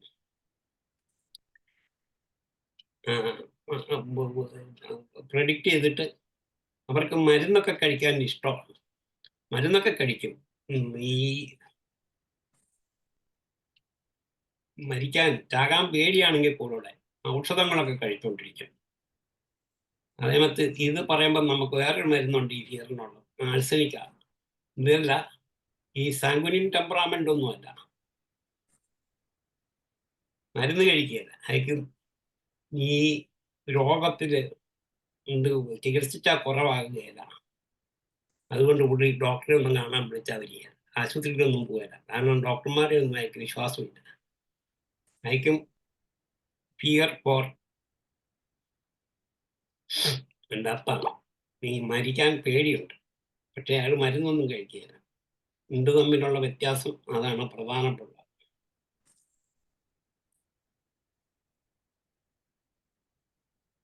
പിന്നെ പെയിൻഫുൾ റെമഡീസ് ആണല്ലോ. അക്കണേറ്റ് ചമമില്ല ട്രയോ ട്രസ്റ്റ്ലെസ് ആണ്. പെയിൻഫുൾ ട്രസ്റ്റ്ലെസ് അല്ല, പെയിൻഫുൾ. അക്കണേറ്റ് ചമമില്ല കോഫിയ. ഇന്ന് വേറെ ഉള്ള ഇത് പറയുമ്പം അതിൻ്റെ അകത്ത് വരുന്നുണ്ട്, ഇത് എടുക്കും അതിനെക്കുറിച്ച്. പിന്നെ ഇതിൻ്റെ പ്രത്യേകത, ഈ ആഴ്സനിക്കും അക്കണേറ്റും തമ്മിലുള്ള പ്രത്യേകത ടേസ്റ്റ് നോക്കിയാൽ നമുക്ക് മനസ്സിലാവും. Large quantities of water, cold water ആയിരിക്കും arsenic. Small quantities in small intervals ആയിരിക്കും നമ്മുടെ ആഴ്സനിക് ആർഡിന്.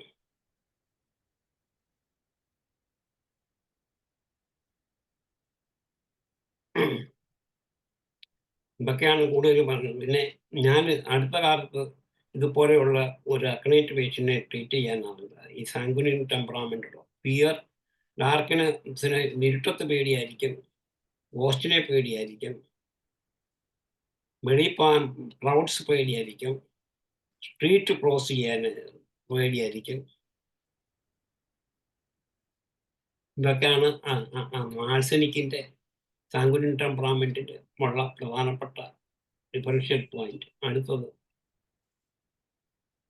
കാക്ടസ്. വേദനയുടെ ഇതില് കൺസ്ട്രക്റ്റിംഗ് പെയിൻ ആയിരിക്കും വേദന. Body feels കേഡ്.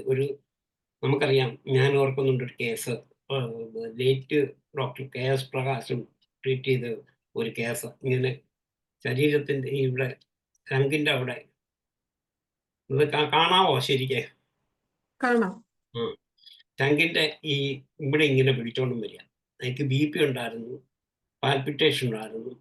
അതിൽ ഞാൻ മെഡിസിൻ കൊടുത്തത് ചെയ്തത് ഒരു 75-76 ചികിത്സിച്ചിട്ട് കുറെ ആയിട്ട് ഡോക്ടർ KS പ്രകാശത്തിൻ്റെ അടുത്ത് പുള്ളി ഒരു ഡോസ് കാക്ടസ് കൊടുത്തിട്ട് എന്നോട് ചോദിച്ചു.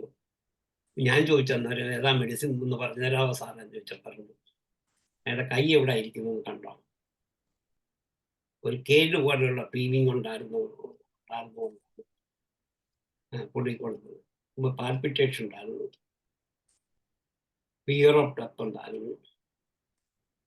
അതായത് അവരുടെ പീരിയോഡിസിറ്റി ഉണ്ട്, 11 to 11 PM, 11 AM 11 PM ആണ് അഗ്രവേഷൻ. കടന്നു കഴിഞ്ഞാൽ എല്ലാ അസുഖങ്ങളും കൂടും. ഓപ്പൺ എയർ അമിനിറേറ്റ്സ്, സ്ലീപ്പ്, കടന്നു ശാന്തമായിട്ട് ഉറങ്ങിയാൽ നല്ല കുറവ് കിട്ടും. ഇതൊക്കെയാണ് കാക്ടസിന്റെ സിംറ്റം. പിന്നെ അടുത്തത് കോഫിയാണ്. ഡിസ്കഷൻ വേണോ? ഉണ്ടെങ്കിൽ 10 മിനിറ്റ് കൂടെ. 10 മിനിറ്റേ ഉള്ളൂ. അന്നേരം ആർക്കെങ്കിലും താല്പര്യം ഉണ്ടെങ്കിൽ അതിലോട്ട് പോകാം. ഏതായാലും അടുത്ത സെക്കൻഡ് പാർട്ട് ഉണ്ട്, അന്നേരം ബാക്കി കൂടുതൽ കാര്യങ്ങൾ സംസാരിക്കാം. എന്നാ അങ്ങനെ ചെയ്യാം സാർ. പിന്നെ പിന്നെ ആർക്കും ചോദിക്കാനില്ലെങ്കിൽ ഞാനങ്ങ് കണ്ടിന്യൂ ചെയ്യും.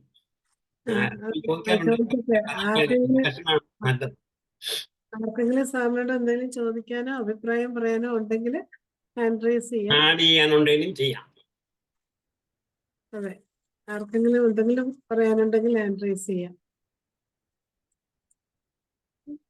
അല്ലെങ്കിൽ സാറ് തുടർന്ന് പറഞ്ഞാൽ നമുക്ക് ഒരു 5 മിനിറ്റ് കൂടെ പറയാനുള്ള സമയമുണ്ട്. ഡോക്ടർ കരിയരൻ ഹാൻഡ് റൈസ് ചെയ്തിട്ടുണ്ട്. പുള്ളിക്ക് ഒരുപാട് പറയാൻ കാണും. പുള്ളിക്ക് ഒരുപാട് അറിവുള്ള ഒരു ഡോക്ടറാണ്. ഒരു ഡോക്ടർ കരിയരൻ. ഡോക്ടറെ ഇത് ഭയങ്കര വലിയ അറിവുള്ള ഒരു ക്ലാസ് ആയിട്ട് ഞാൻ സമ്മതിച്ചു വന്നിരിക്കുന്നു. പക്ഷെ എനിക്ക് ചോദിക്കാനുള്ളത്, ഈ മിക്സഡ് ടെമ്പറമെന്റ് വരുമോ? വരും, ഉണ്ട്. പല മെഡിസിനും ഉണ്ട് അങ്ങനെ മിക്സഡ് ടെമ്പറമെന്റ്. അതായത് ഡോക്ടറെ പറഞ്ഞ ടെമ്പറമെന്റ്സ് മിക്സഡ് ആയിട്ട് വരും. അപ്പൊ മിക്സഡ് ആയിട്ട് വരുമ്പോ അതിന്റെ ആപ്ലിക്കേഷൻ ഓഫ് മെഡിസിൻ എങ്ങനെ? ഡോക്ടറെ, വെറും ടെമ്പറാമെന്റ് മാത്രമായിട്ടല്ലോ നമ്മൾ നോക്കുന്നത്. അതിന്റെ കോൺസ്റ്റിറ്റ്യൂഷൻ, വിന്യാസം,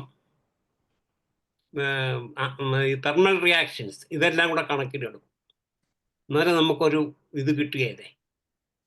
അല്ല, അത് കിട്ടുമെന്ന് ചോദിച്ചാൽ, ഇപ്പൊ ഇതാ ഞാൻ ചോദിച്ചത്, സാങ്ക്വിൻ ടെമ്പറമെന്റും കുറച്ച് ക്വാളിറ്റീസും ഈ ക്ലോറോട്ടിക് ടെമ്പറമെന്റിന്റെ കുറച്ച് ക്വാളിറ്റീസും കൂടെ മിക്സ് ചെയ്ത് വരുവാണെങ്കിൽ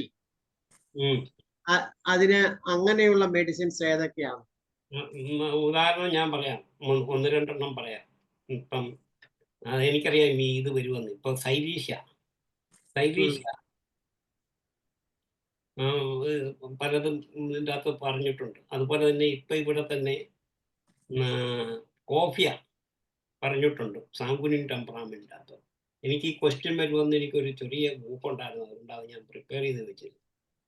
ഇപ്പൊ അങ്ങനെ വരുന്ന സമയത്ത് പലപ്പോഴും ഈ കോഫിയ സാങ്കുനിനും വരും, കൊളോറിക് ടെമ്പറാമെന്റിനും വരും. അങ്ങനെ പല മരുന്നുമുണ്ട്. അപ്പൊ അന്നേരം അതിന്റെ ബാക്കി സിംറ്റംസ് നമ്മൾ നോക്കുമ്പോൾ നമുക്ക് മനസ്സിലാവും. ബാക്കി അത്രയല്ലല്ലോ. ഇപ്പം കോഫിയായിക്കകത്ത് അല്ല, അപ്പൊ ഞാൻ അഭിപ്രായം പറഞ്ഞോട്ടെ? പറഞ്ഞു. എനിക്ക് അത്രയൊക്കെ എനിക്ക് അറിയത്തുള്ളൂ. അതാ ഞാൻ പറഞ്ഞ, വേറെ ആർക്കെങ്കിലും പറയാനോ പറഞ്ഞോ. അങ്ങനെ വരുന്ന സമയത്ത് നമ്മള് പ്രിഡോമിനൻസ് നോക്കും. പ്രിഡോമിനൻസ് നോക്കിയിട്ട് ഏതാണോ പ്രിഡോമിനന്റ് ആയിട്ട് നിൽക്കുന്ന ടെമ്പറമെന്റ് അതിന് പ്രിസ്ക്രൈബ് ചെയ്യും.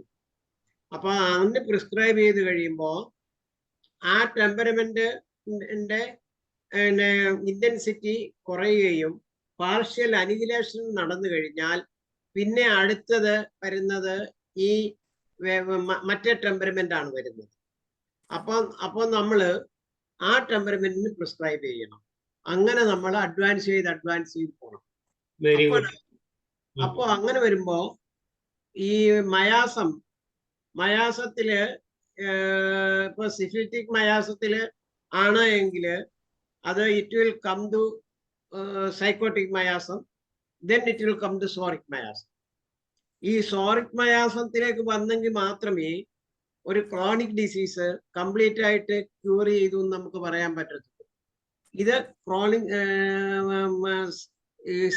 സോറിക് മയാസത്തിലേക്ക് 100% വന്നു എന്ന് ഞാൻ പറയത്തില്ല. എന്നാലും പ്രിഡോമിനൻസ് വരും. പ്രിഡോമിനൻസ് വരുമ്പോൾ the patient will feel better. അപ്പം ഈ സിഫിലിറ്റിക് മയാസത്തിലുള്ള പല പത്തോളജിയും കുറഞ്ഞ് വന്ന് സൈക്കോട്ടിക് മയാസത്തിലേക്ക് വന്ന് സോറിക് മയാസത്തിലേക്ക് പോകുമ്പം the mental condition will also improve in such a way that from syphilitic mental symptoms to the psychotic mental symptoms, and then it will come to soric mental symptoms. അങ്ങനെയാണ് അതിന്റെ എന്നാണ് എൻ്റെ ഒരു വിചാരം. അതിന് ഡോക്ടർക്ക് എതിരെ അഭിപ്രായം ഉണ്ടെങ്കിൽ പറയാം. ഒരു അഭിപ്രായമില്ല. Very good. ഞാനും അങ്ങനെ തന്നെയാണ് ചെയ്യാറുള്ളത്. പക്ഷെ എനിക്ക് അത്ര എക്സ്പ്ലെയിൻ ചെയ്യാനുള്ള അതില്ല. പിന്നെ ഈ എല്ലാം കൂടെ ഉള്ള ഒരു മെഡിസിൻ അറിയാവോ? ഡോക്ടർക്ക് അറിയാമോ? അതിപ്പോ ലൈക്കോപോഡിയം എന്ന് പറയുന്ന മെഡിസിൻ ഈ 3 മയാസം കൂടെ ഉള്ള ഒരു പ്രയാസമല്ല ഞാൻ പറഞ്ഞത്. ഈ ടെമ്പറാമെന്റ്, എല്ലാം ടെമ്പറാമെന്റ് ഉള്ള ഒരു മെഡിസിൻ അറിയാവോ എന്നാ ചോദിച്ചത്. എല്ലാ ടെമ്പർമെന്റ് കൂടി അല്ല, പ്രിഡോമിനൻസ് ഞാൻ പറയത്തുള്ളൂ ഡോക്ടറെ. എന്നാ ഒരു നമ്മുടെ ഇതിൽ മെറ്റിയാമെഡിക്കകത്ത് ഒരു മെഡിസിൻ ഉണ്ട്, കാർസിനോസിൻ. ഈ പറഞ്ഞ എല്ലാ ടെമ്പറാമെന്റും വരും. വരാം. എല്ലാ ടെമ്പറാമെന്റോടെ കൂടി അങ്ങനെയുള്ള മെഡിസിൻ അന്നേരം അത് ഉപയോഗിക്കാവുന്നതാണ് എന്റെ അത് വരാം. അതെന്തുകൊണ്ടാണെന്ന് വെച്ച് കഴിഞ്ഞാല് അതാണ് ആ സിഫിലിറ്റിക് മയാസത്തിലേക്ക് വരുന്നു കഴിഞ്ഞാൽ ഈ 3 മയാസത്തിലും കൂടെ കടന്നിട്ടാണ് ലാസ്റ്റ് സിഫിലിറ്റിക് മയാസത്തിലേക്ക് വരുന്നത്. മിയാസമല്ല ഡോക്ടർ, ടെമ്പറാമെന്റ് ഇവിടെ വിഷയം. മിയാസം വേറെ വിഷയമല്ലേ, ടെമ്പറാമെന്റിന്റെ കാര്യം. ആയിക്കോട്ടെ. അപ്പൊ ഡോക്ടർ പറയുന്നത് ഈ കാർസിനോസിൻ ഈ 3 ടെമ്പറമെന്റ് കൺസിസ്റ്റ് ചെയ്യുന്ന എല്ലാ ടെമ്പറാമെന്റിനും കൊടുക്കാവുന്ന മെഡിസിൻ ആണെന്ന് കാർസിനോസിൻ ഒന്ന് വായിച്ചു നോക്കാം. അതിൻ്റെ അകത്ത് എഴുതിയിട്ടുണ്ട്, പ്രത്യേകം എടുത്തു പറഞ്ഞിട്ടുണ്ട്. ഇത് എടുത്തോണ്ട് ഞാൻ പറഞ്ഞതല്ല, ഞാനത് പറയാനിരുന്നതല്ല. ശരി ഡോക്ടർ. അങ്ങനെ വരുന്ന സമയങ്ങളിൽ നമ്മൾ ഈ കാർസിനോസിൻ ഒരു ഡോസ് കൊടുത്താൽ എല്ലാ ടെമ്പറാമെന്റിനെയും അത് അഫക്റ്റ് ചെയ്യും, ഗുണം കിട്ടും. അത് അത് ഗുണം കിട്ടും. അത് പ്രത്യേകിച്ച് കാർസിനോസിന് അങ്ങനെ ഒരു പ്രത്യേകതയുണ്ട് ടെമ്പറാമെന്റിന്റെ വയസ്സ് പറയുമ്പോൾ. ഡോക്ടർ പറഞ്ഞോണ്ട് ഞാൻ പറഞ്ഞതേ ഉള്ളൂ. ഈ ടെമ്പറമെന്റ് കൂടുതലും പറഞ്ഞിരിക്കുന്നത് നെർവ് ഈ ടെമ്പറമെന്റിനെ കുറിച്ച് ഡീറ്റെയിൽ ആയിട്ട് പറഞ്ഞിട്ടുണ്ട്. Very difficult to understand. ഞാനത് പല പ്രാവശ്യം നോക്കിയിട്ടുള്ളതാണ്. ഭയങ്കര പ്രയാസമാണത്. പക്ഷെ എന്തായാലും അദ്ദേഹമാണ് അതിനകത്ത് അതിന്റെ ലാസ്റ്റ്, അതായത് നെർവ് റെപ്പർട്ടറിയുടെ ലാസ്റ്റ് ആണ് ഈ ടെമ്പറമെന്റ്സിനെ കുറിച്ച് അദ്ദേഹം പറഞ്ഞിരിക്കുന്നത്. നല്ല ഒരു ഡോക്ടർ, കൊള്ളാം ഡോക്ടർ. എന്തായാലും ഈ ഉദ്യമം വളരെ നന്നായിട്ടുണ്ട്. എന്താന്ന് വെച്ച് കഴിഞ്ഞാല് ഇത്ര ഡീറ്റെയിൽ ആയിട്ട് ഇതിനു മുമ്പ് ആരും ഈ ക്യാരക്ടറിസ്റ്റിക്സ് ഓഫ് ടെമ്പറമെന്റ്സ് ഇത്ര ഡീറ്റെയിൽ ആയിട്ട് ആരും പറഞ്ഞിട്ടില്ല. ഡോക്ടർ ഇനി അടുത്ത ക്ലാസ് വരുമ്പോ ബാക്കിയും കൂടെ പറയുമല്ലോ. ഞങ്ങളെ പോലുള്ളവർക്ക് ഒത്തിരി പ്രയോജനം. കമ്പയർ ചെയ്യാൻ പറ്റിയല്ലോ, ഡോക്ടർക്ക് എല്ലാം അറിയാവുന്ന ഒരു ആളല്ലേ. ഇനി ആർക്കെങ്കിലും സാറിനോട് എന്തെങ്കിലും പറയാനുണ്ടോ? ഹാൻഡ് റൈസ് ചെയ്യുന്നേ. 2 മിനിറ്റ് കൂടെ ഉള്ളൂ. അതെ, 2 മിനിറ്റ് കൂടെ ഉള്ളൂ. ഇസ്മയിൽ സാർ ഉണ്ടോ? സാറ് കോഹോസ്റ്റ് ആണല്ലേ. സേറ്റു സാറേ.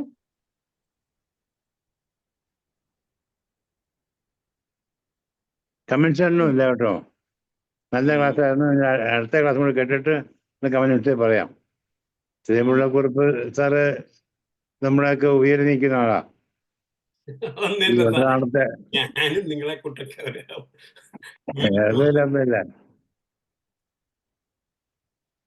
നന്ദി സാറേ. ആർക്കെങ്കിലും അഭിപ്രായങ്ങൾ പറയാനുണ്ടോ? ഇതുപോലെ ഡോക്ടർ ഹരിഹരനെ കുറിച്ച് പോലെയുള്ള വളരെ സീനിയർ ആയിട്ടുള്ള പലരും കാണും, പല അഭിപ്രായങ്ങളും ഉണ്ട്. ടെമ്പറാമെന്റ് അത്ര ഈസിയായ പരിപാടിയല്ല. ഞാൻ അതായത് പ്രിപ്പയർ ചെയ്യാൻ തന്നെ വളരെ നാളുകൾ കൊണ്ട് ഉദ്ദേശിച്ച ഇങ്ങനെ ഒരു ക്ലാസ് എടുക്കാൻ, എന്നിട്ടും അങ്ങോട്ട് ശരിയാകുന്നില്ല. പിന്നെ ഡോക്ടർ ഇത്രയൊക്കെ ശരിയായില്ലേ? വളരെ നന്നായിട്ടുണ്ട്. ഞാൻ അത് കേട്ടെടുത്തോളം എനിക്ക് വളരെ ഇഷ്ടപ്പെട്ടു. ഞാൻ പിന്നെ ചോദിച്ചത് ചോദ്യമല്ല, ഞാൻ എനിക്ക് കൂടുതൽ അറിയാൻ വേണ്ടിയിട്ട് ഡിസ്കസ് ചെയ്യാന്നുള്ളതേ ഉള്ളൂ. അല്ല, ഇത് ഡോക്ടർ ചോദിച്ചുകൊണ്ടാണ് ഞാൻ ഈ കാർസിനോസിന്റെ കാര്യം പറഞ്ഞത്. ഞാൻ ഇത് പഠിക്കാൻ തുടങ്ങിയപ്പോഴാണ് മനസ്സിലായത് എല്ലാത്തിനും ഒരു ടെമ്പറാമെന്റ് ഉള്ള മെഡിസിൻ കാർസിനോസിനാണെന്ന് എനിക്ക് മനസ്സിലായി. ശരി. എനിക്ക് അതൊരു പുതിയ അറിവാണ് കേട്ടോ. ഇതുണ്ടോ ഡോക്ടർക്ക് എത്രയോ വിദഗ്ധമായ അഭിപ്രായം. ഞാനതിനെ നോക്കാം, അത് കൊടുത്തു നോക്കാം. ഇനിയിപ്പം ബാക്കി 2 ടെമ്പറമെന്റും കൂടെ ഇനിയുണ്ട്. അടുത്ത സെക്കൻഡ് പാർട്ട് അത് ചെയ്യുന്നതായിരിക്കും. ചില സമയം തരണം, ചില കൂടെ പ്രിപ്പയർ ചെയ്യണം. ഇതുപോലെ അതിന് കമ്പയർ ചെയ്യാനായിട്ട്, മെഡിസിനുമായിട്ട് കമ്പയർ ചെയ്യാൻ സമയം തരണം. ഇനിയിപ്പോ നമ്മുടെ സമയമായി. ഇനി ആർക്കെങ്കിലും പ്രത്യേകം രമാദേവി ഡോക്ടർ അമ്പാടിമാണോ?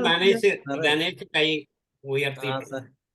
സാറേ എന്തായാലും വളരെ ഗംഭീരമായ ഒരു പ്രസന്റേഷൻ തന്നെയായിരുന്നു ഇത്. കാരണം സാറ് പ്രിപ്പയർ ചെയ്തിട്ട് തന്നെ സ്ലൈഡെല്ലാം PPT ഒക്കെ ആയിട്ട് വന്ന് നല്ല രീതിയിൽ അത് ചെയ്തു. എന്ന് മാത്രമല്ല ഓരോ മെഡിസിൻ തമ്മിലുള്ള വ്യത്യാസം എന്താണെന്ന് ഇവിടെ സാറ് പറയാൻ ശ്രമിച്ചു.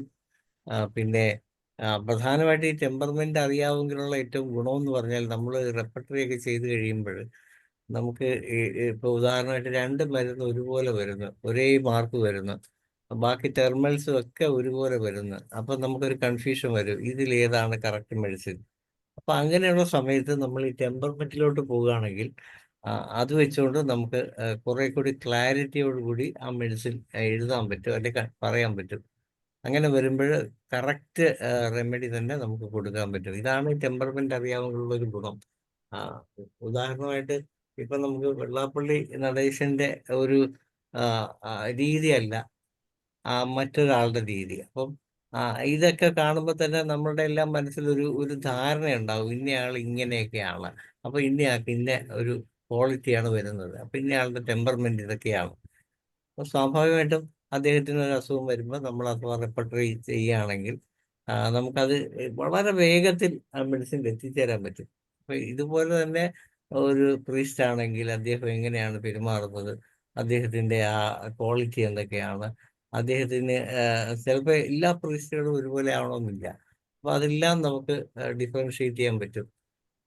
പിന്നെ ഒത്തിരി കേസുകൾ നമ്മൾ ഈ ക്യാൻസറും ഒക്കെ ട്രീറ്റ് ചെയ്യുമ്പോഴാണെങ്കിൽ പോലും ഈ ടെമ്പർമെന്റിന് വലിയ പ്രസക്തിയുണ്ട്. അപ്പൊ എന്തായാലും സാർ ഇന്നത്തെ ദിവസം ഇതിന്റെ ഒരു ഫസ്റ്റ് പാർട്ട് അവതരിപ്പിച്ചത് വളരെ ഗംഭീരമായിട്ടുണ്ട്. സെക്കൻഡ് പാർട്ട് വരുമ്പോൾ നമുക്ക് കുറച്ചുകൂടെ വിശാലമായിട്ട് പറയാൻ പറ്റും. ഇത് കഴിഞ്ഞ് ഇത് രണ്ടും കൂടെ ചേർത്ത് മൊത്തത്തിൽ ഒരു തേർഡ് പാർട്ട് കൂടെ വെക്കണം. അന്ന് നമുക്ക് കേസ് പ്രസന്റേഷനും കേസിനെ കുറിച്ചുള്ള ചർച്ചകളും കൂടെ ആക്കുമ്പോൾ ഈ ഒരു ടെമ്പർമെന്റ് എല്ലാവരുടെയും മനസ്സിൽ കുറെ കൂടി വ്യക്തതയോടുകൂടി പതിയും. എന്തായാലും ഈ വേദിയിൽ വന്ന് ഇത്രയും മനോഹരമായ ഒരു ഈ പ്രായത്തിൽ സാറിന്റെ അസുഖങ്ങളെല്ലാം മറന്നുകൊണ്ട് അതിനെ അതിജീവിക്കാൻ സാർ ഇങ്ങനെയുള്ള ശ്രമങ്ങൾ നമ്മളോടൊപ്പം ചേരുന്നത് വളരെ അഭിനന്ദനീയമാണ്. സാർ എന്തുകൊണ്ടും എല്ലാവരുടെയും ബഹുമാനം നേടുന്ന ഒരു വ്യക്തിത്വം തന്നെയാണ്. എൻ്റെ പേരിലും IFPSന്റെ പേരിലും സാറിന് ഇവിടെ കൂടിയിരിക്കുന്ന എല്ലാവരുടെ പേരിലും ഞങ്ങൾ നന്ദി പറയുകയാണ് സാർ. നന്ദി ധനേഷ് ഡോക്ടറെ. എന്തായാലും സാറിന്റെ ഇന്നത്തെ ജന്മസിദ്ധ വാസനകൾ എന്ന വിഷയം വളരെ ഭംഗിയായിട്ട് നടന്നു. കാരണം എല്ലാവർക്കും ഇച്ചിരി ബുദ്ധിമുട്ടുള്ളൊരു വിഷയം തന്നെയാണിത്. സാറ് വളരെ ലളിതമായിട്ട് പോയിന്റ് ആയിട്ട് ഒരു വർക്ക് പ്ലേസിൽ എങ്ങനെ, പേരന്റ് ആയിരിക്കുമ്പോൾ എങ്ങനെ, കമ്മ്യൂണിറ്റിയിലാകുമ്പോൾ എങ്ങനെ, എല്ലാം സാറ് തരം തിരിച്ച് തന്നെ നമുക്ക് പറഞ്ഞു തന്നു. ഇനി മുമ്പോട്ടും ഇതിന്റെ ബാക്കി ക്ലാസ്സുകൾ ഞങ്ങൾ പ്രതീക്ഷിക്കുകയാണ്. സാർ എത്രയും വേഗം വീണ്ടും വരണം. സാറിന് ഒരിക്കൽ കൂടി നന്ദി പറയുന്നു. അതുപോലെ ഇന്നത്തെ ഈ സൂം വെബിനാറിൽ പങ്കെടുത്ത എല്ലാവർക്കും, ചർച്ചയിൽ പങ്കെടുത്ത ഹരിഹരൻ സാറിനും ഇസ്മായിൽ സാറിനും എല്ലാം പ്രത്യേകം നന്ദി അറിയിക്കുകയാണ്. അങ്ങനെ നമ്മുടെ ഇന്നത്തെ പ്രതിദിന സൂം വെബിനാർ 1579 ദിവസം ഭംഗിയായിട്ട് നടക്കാൻ സാധിച്ചു. ഇന്നത്തെ ഈ സെമിനാറിയുടെ അവസാനിക്കുകയാണ്. എല്ലാവർക്കും ശുഭരാത്രി. ഗുഡ് നൈറ്റ്, ശുഭരാത്രി. Okay, bye bye.